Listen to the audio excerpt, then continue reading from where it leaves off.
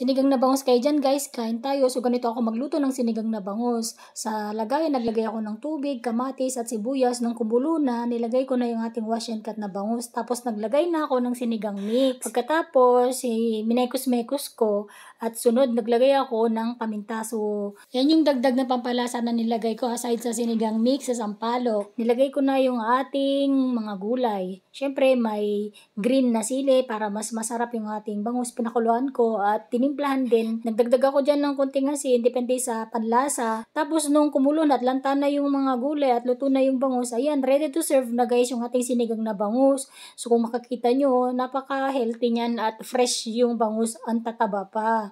So ganyan lang ako magluto guys ng bangus. Simple lang pero masarap, malasa na. So salamat guys sa panonood lagi ng mga video ko. Tapusin sana ito hanggang sa dulo. Kain tayo guys, sinigang na bangus kayo dyan. Bye!